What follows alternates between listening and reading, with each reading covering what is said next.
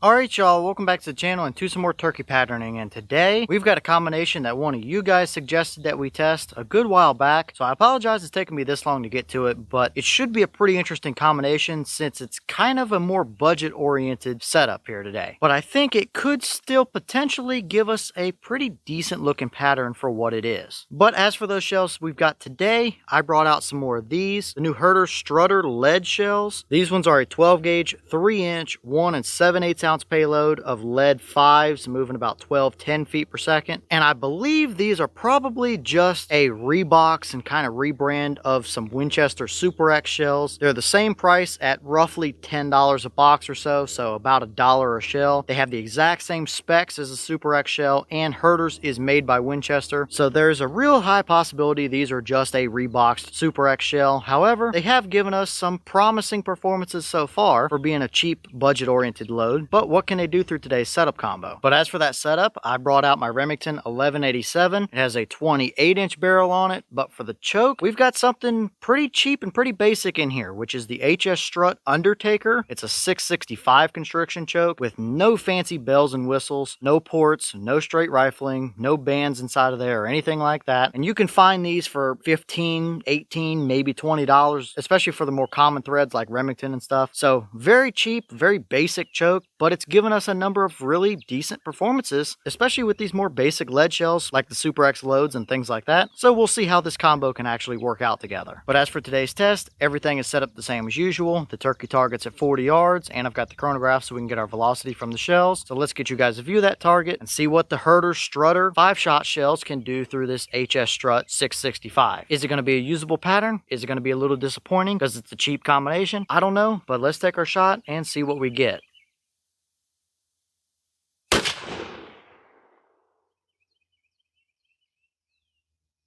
Alright, that shell gave us 1274 through the chrono. The box claim is 1210, but we do have a 28-inch barrel, and they could have tested these through a 24 or 26 for all we know. But 1274 is starting to creep up there a little bit in velocity for a lead load like that, but it's not too far out of the realm of reason either. But how did they actually pattern down there through that Undertaker 665? Let's go check it out and see. Alright, so now we're down here at our 40-yard paper, and this is what we got. Now, yes, we do absolutely have a dead bird there. There's 2 through the brain and a couple more down the spine, so you would have absolutely gotten the job done. Now, I was just a touch off to the left with that particular combination there, but it clearly gives you a little more leeway to work with than something like a longbeard shell would, which I think we all expected coming into it. So there's still nowhere on that turkey paper that he can move to and get through your pattern. But as for the pattern as a whole, it is definitely more on the broad side, which is to be expected with these shells. And we have to remember, you might have $30 in this whole combination minus the shotgun, somewhere between $25 and $30. I mean, you've got a $15 to $20 choke and a $10 box of shells, so you can't expect too much out of that particular combination. And I would say overall, this is a serviceable pattern considering what it is. I think we have seen better from those shells. I think we can get better from those shells, but this combination, if it's what you had or all you could get or whatever would work with your budget that you had, it would be good enough to get you a turkey with it at 40. Moving in here and looking at our core, I wouldn't really call it any hotter than the rest of the pattern, but there's nowhere there that he can move to and get away from that pattern. So it's more than good enough for 40 yards. Around the edges, we do pick up some voids. There's one in the top left corner of that turkey paper there that's pretty noticeable, and several more other ones around the edges. And we do grab a few flyers as well, like there's a couple all the way up there in the top of the paper, and a few more down there around the bottom edge and stuff. So it's not perfect overall. It might be a little bit splotchy. It might have a few voids in it, but I think that just comes down to being a cheap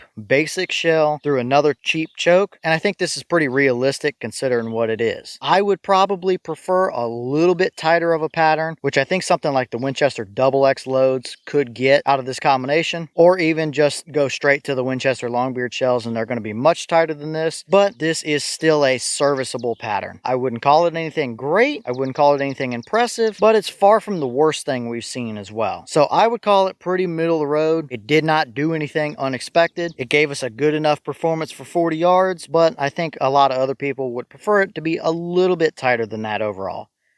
And here's the wad from that shell. Immediately, you can tell that it's just straight up Winchester equipment here. It's the same stuff they use in their Super X, Double X, and Longbeard shells. So we know these wads can perform just fine. It's just these are very simple loading. They don't have the waxy, clumpy buffer material like the Longbeard shells or anything like that. But there's no damage. There's nothing stuck down in there, and it looks very much normal. So not really much to see here as far as the wad goes.